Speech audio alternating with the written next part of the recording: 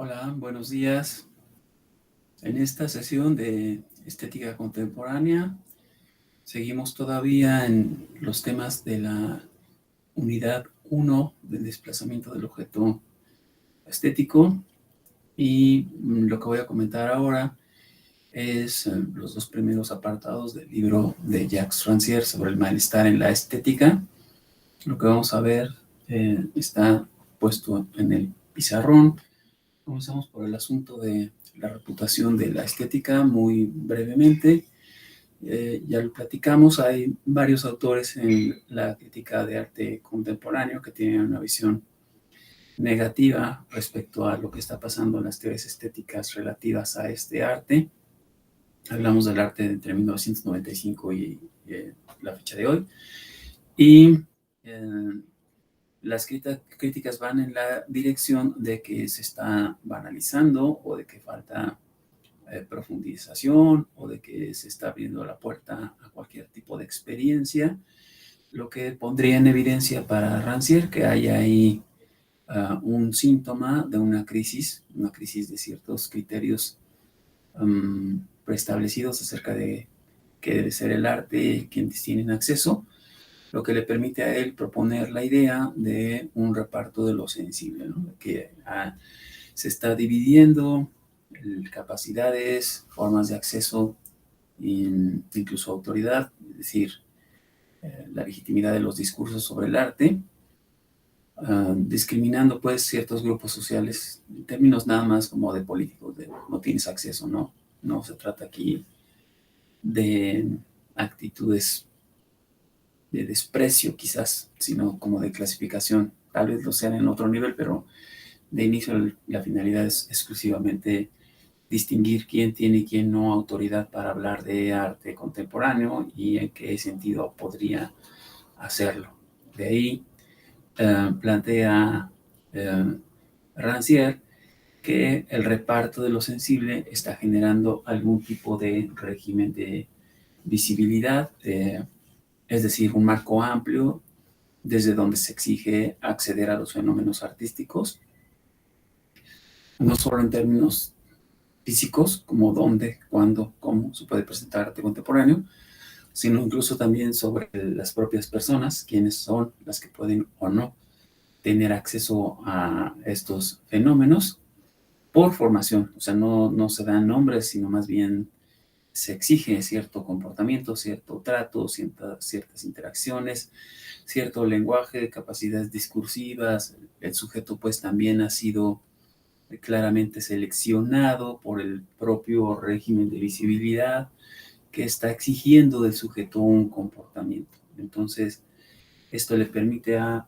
Rancière plantear una nueva concepción de la estética como un régimen de identificación del arte, es decir, no es un discurso sobre el contenido de las obras, no es tampoco un asunto sobre la recepción de la subjetividad, sino más bien cómo se construyen ambas cosas y cómo es que están conectadas, cómo es que comparten, por decir así, una misma visión, un mismo punto de partida, una misma fundamentación. Por eso es que funciona como un régimen de visibilidad y de inteligibilidad, no solo de acceso sensible, sino también de reflexión o posicionamiento crítico. Para hablar de los microacontecimientos, primero señala una actitud que ha habido últimamente, estamos hablando del siglo XXI prácticamente, en el arte contemporáneo, que es una posición radical de parte de esta ala conservadora de la crítica de arte contemporáneo, que o bien defiende al arte y a la estética desde el punto de vista de la autonomía, el arte no tiene responsabilidad con el mundo social, es autorreflexivo, se busca fundamentar a sí mismo, no tiene por qué ser mimético, ni isomórfico, ni hablar de la política ni nada, hay autonomía absoluta, y la otra posición es la de lo sublime, como es el único medio para acceder a grandes experiencias de conocimiento, de formación, de intelección, de vínculo social. Ahí pues se defiende la idea del valor simbólico. Sin embargo, se fueron mostrando cierta clase de eventos a los que llama Rancière microsituaciones, en las que es posible tener acceso a experiencias estéticas a través de eventos, primero que nada, no estéticos, y en segundo lugar, de poca significación, de manera que se rebaja mucho la estética, ya no es sublime, ya no es el valor simbólico, y tampoco se trata ya de la autonomía del arte, porque puede ocurrir en cualquier parte y a cualquier persona, algún tipo de evento estético que le proporcione alguna experiencia subjetiva, estética, ¿no? Um, Se pretende, pues, que para cualquiera en algún momento es posible acceder a una experiencia estética fuera y dentro de los espacios de exposición artística. Se amplía, pues, a todos los campos de la experiencia la noción de estética. Puede ocurrir en cualquier parte.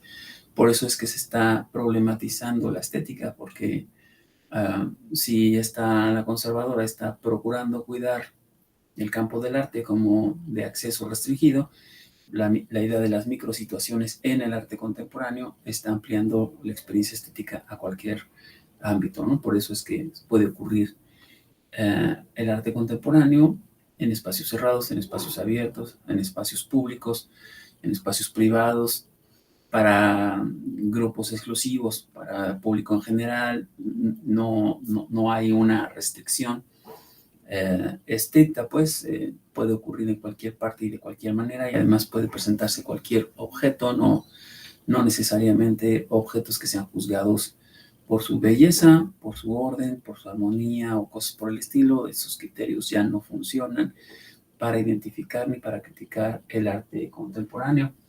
Por eso se habla de un presente post-utópico, porque se habría sobrepasado ese momento incluso, de tal manera que ya el arte no tiene la pretensión ni de formar, ni de generar vínculo social, ni de ayudar a la transformación de la cultura, llevar a cabo ningún tipo de revolución, salvación del individuo, liberación, nada de eso.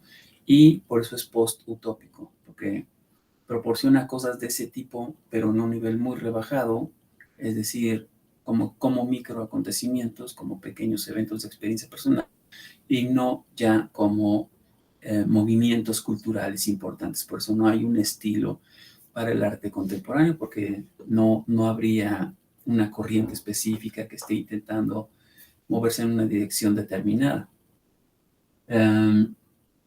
Se presenta más bien al arte como un dispositivo de exposición. Con ello se quiere decir, pues, que un conjunto de objetos se presentan como acontecimiento artístico.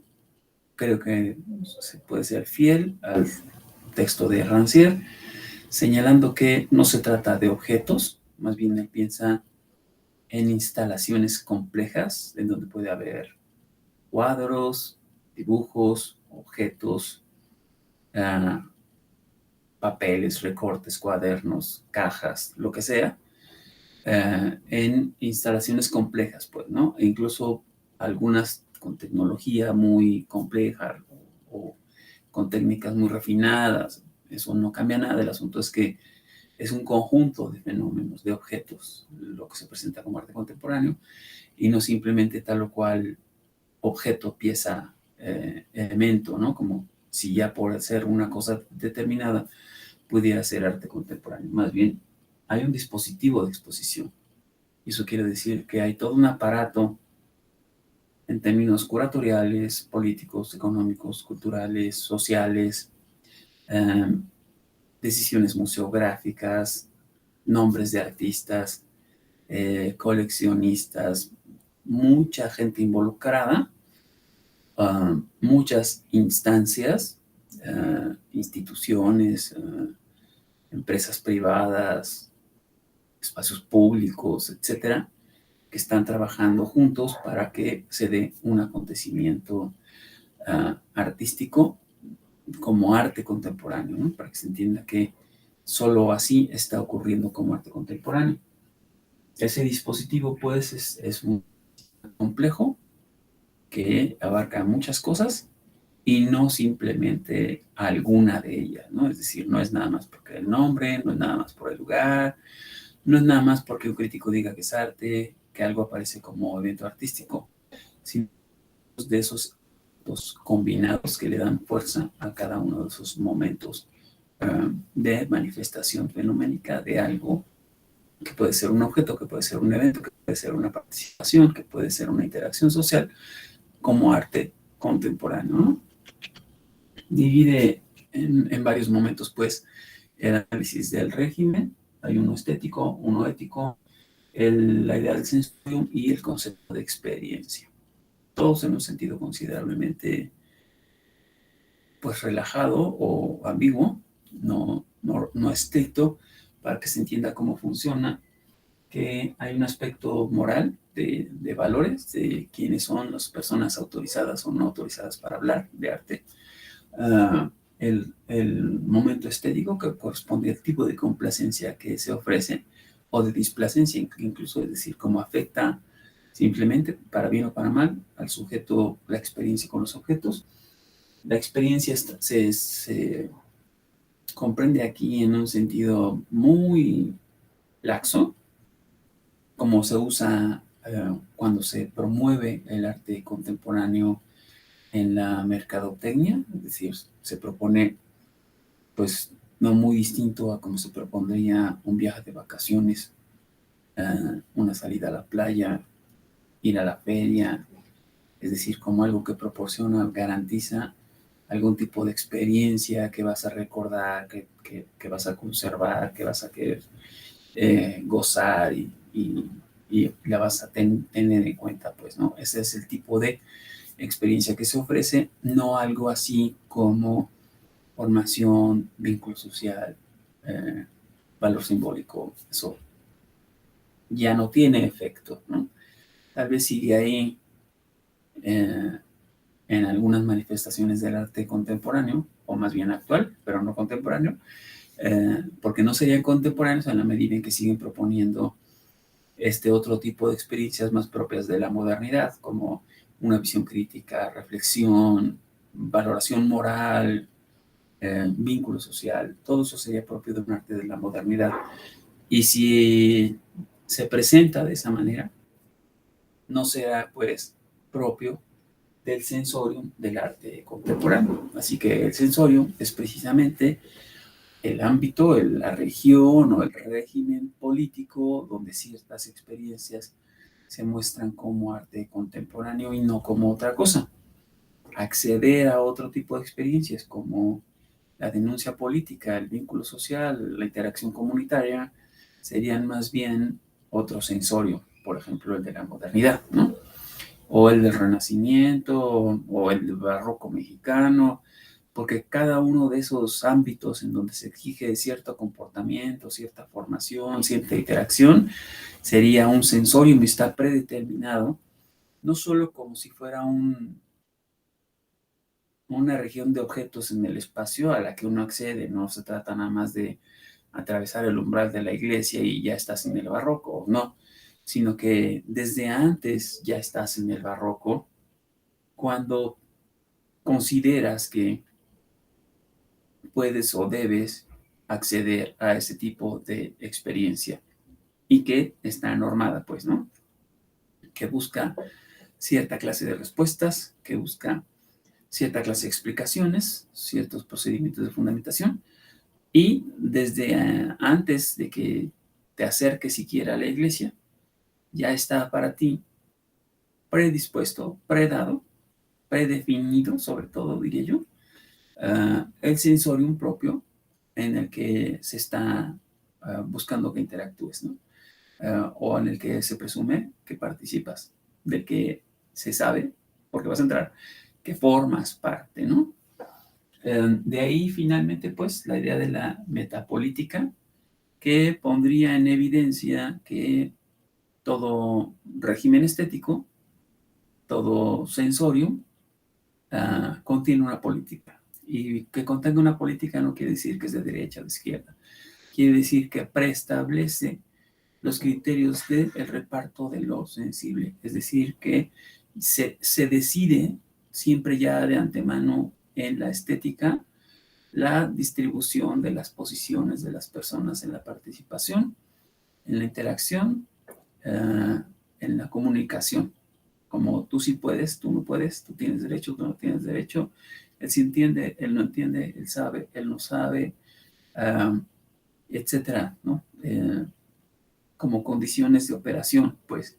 Y en ese sentido, estamos todo el tiempo ya siempre ubicados políticamente, cumpliendo una función por el sensorium, ¿sí? Por cómo fuimos educados sensiblemente para captar cierta clase de cosas como objetos artísticos o como objetos de la vida cotidiana o como arte contemporáneo frente a arte moderno o arte barroco, etcétera, y a tomar posición, ¿no? Por eso, digamos, hay uno que otro ejemplo que pone Rancière relativo a situaciones de experiencia con objetos de valor simbólico que no son vistos como obras de arte. Ahí habría otro tipo de experiencia, pero no la estética, porque nos está educando al sensorium para acceder a juicios sobre validez, legitimidad estética o artística de los objetos, sino a experiencias simbólicas. Entonces, lo que hace Rancière más bien es mostrar que desde que se habla de la estética, se puede presumir que hay un parto de lo sensible y que incluso se ha aplicado retroactivamente a otros periodos del arte anteriores al surgimiento de la estética, que es del siglo XVIII, ¿no? Que se puede incluso regresar a la época griega, no, no como si pudiéramos reconocer allá en la cultura del siglo V antes de Cristo cómo estaba organizado el sensorio, ¿no? Sino que desde acá estamos construyendo aquel sensorio y estamos pues restringiendo el acceso a ese tipo de experiencias con esos objetos desde acá, aquí en el presente, presumiendo que aquellos objetos son estéticos, aunque en realidad eran originalmente símbolos culturales, ¿no? Representaciones simbólicas de mitología, de religión, eh, pero nosotros los vemos ya como arte y significa que hemos sido educados por un régimen estético para dejar de ver ahí valor simbólico y empezar a ver valor artístico o estético. Por eso es que es casi imposible que nosotros escapemos del régimen estético porque nos cuesta mucho trabajo, si no es que es imposible, mirar en el arte griego símbolos, pues, ¿no? Elementos religiosos. Los miramos con el distanciamiento que produce la experiencia estética y los juzgamos con criterios formales, técnicos, compositivos, objetuales, historicistas, etcétera, que son todos parte de ese sensorio.